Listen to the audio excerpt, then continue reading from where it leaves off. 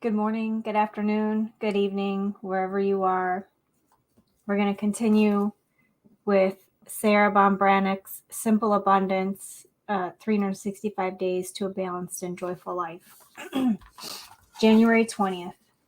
Simple Abundance, the Basic Tools. There is no companion so companionable as solitude, the 19th century American poet and philosopher Henry David Thoreau reminds me as I carry a hot cup of tea back to bed. The house is hushed now after the hustle and bustle of a weekday morning. The cats follow me up the stairs, scurry for nests in the rumpled bed covers. Even they know that a reassuring ritual is about to take place, a civilized ceremonial for a common day. Although it is still too early to receive business calls, to avoid interruptions, I turn off my phone. My next hour is spent going within, in prayer, and reading one chapter in the inspirational book I'm currently enjoying, and then reflecting on my gratitude journal. Usually, there's something I've forgotten to acknowledge and give thanks for. Also, when you glance back at the blessings that have gone before, you get an understanding of how yesterday's worries work themselves out with unexpected grace, and so will today's.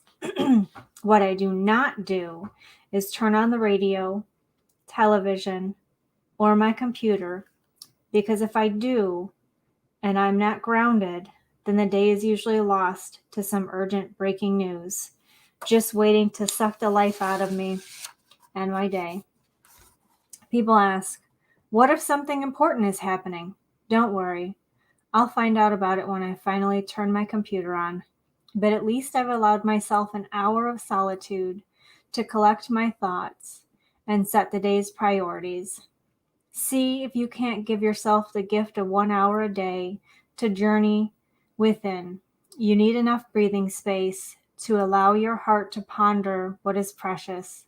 Or perhaps you can let your imagination soar to the twilight where dreams first dwell. If you feel a solid hour is too much of a luxury in the beginning, it isn't, but we'll go gently.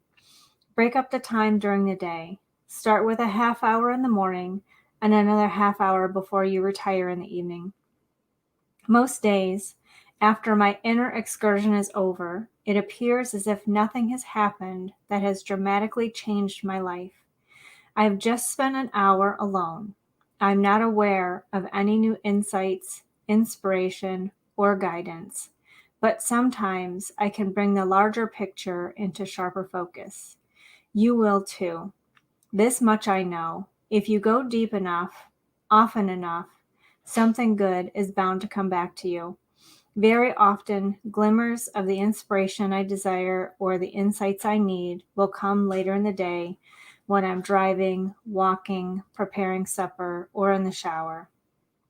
But whether or not revelations have been a part of my morning ritual, each day offers its own gift. So I am an early bird. I really like to get up early in the morning and spend time in contemplation. So I have my gratitude journal that I've been working on. So I have this one, and then I have this one. And then I also have, let me grab it real quick, because I actually haven't done it yet today.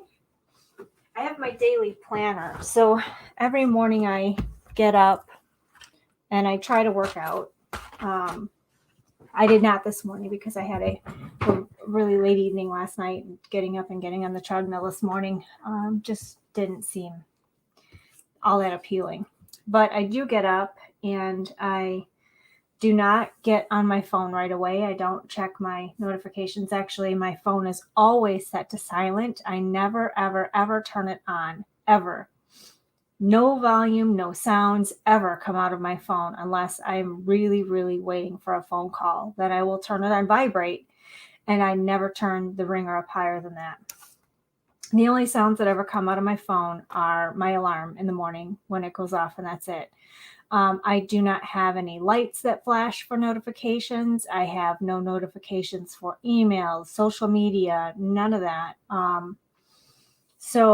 Because it's a distraction, it's a constant distraction. And so I turn my alarm off, and I don't see anything that tempts me to get drawn into, the world of whatever's going on. And so I have my morning rituals. I make my coffee, feed my cats, and if I work out, then I work out. If not, then I come here into my office and I spend some time doing my journaling. I have my daily planner, so I go through, and so this was yesterday, so I'll go through and I plan out my day. So on this side I write out my affirmations, and on this side there's spaces for me to write out what I have going on. And then there's I have a daily intention, goals, personal goals, work goals, and then in my free space row I write another affirmation. And so I spend time thinking about being intentional, like what am I doing today? And then after I'm done with this, I meditate, and I spend time every morning meditating, because honestly, if I don't, my day is completely off. So it's really important to try and, make sure that you have a little bit of time in the morning. Now, I really started enjoying mornings when I used to run. I was a competitive athlete for a number of years, semi-professional, and I would get up at 4:30 in the morning and go running, because I lived in an area that was, I'm in a rural area now, but at the time I was in a suburban area. It was densely populated, and the only time that I could truly go out and safely run was early in the morning, because there really wasn't a lot of traffic. So I really got to enjoy being out in the mornings, and being up before the birds started singing, and then being out running while the birds were waking up, and enjoying the sunrise. And it's just quiet and peaceful, and to me it's just so joyful, and it's such a blessing to be able to be awake when everyone else is sleeping and no one else is really moving around. So spend some time in the mornings, just set aside a little bit of time for yourself, because doing this in the morning will really help set you up for success, and it'll help set your day up to be a really great day, because you can spend time being intentional about your day.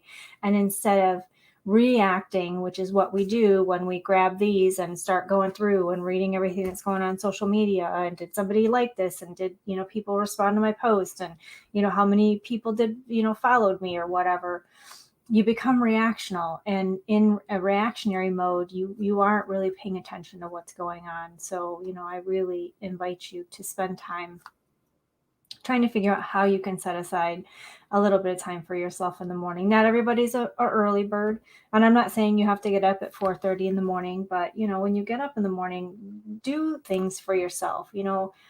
Take a nice shower, enjoy some coffee, enjoy your breakfast, read a book, do some journaling, do something inspirational, as opposed to, something that just draws energy out of you first thing in the morning. So until tomorrow, I hope you all have an amazing and blessed day.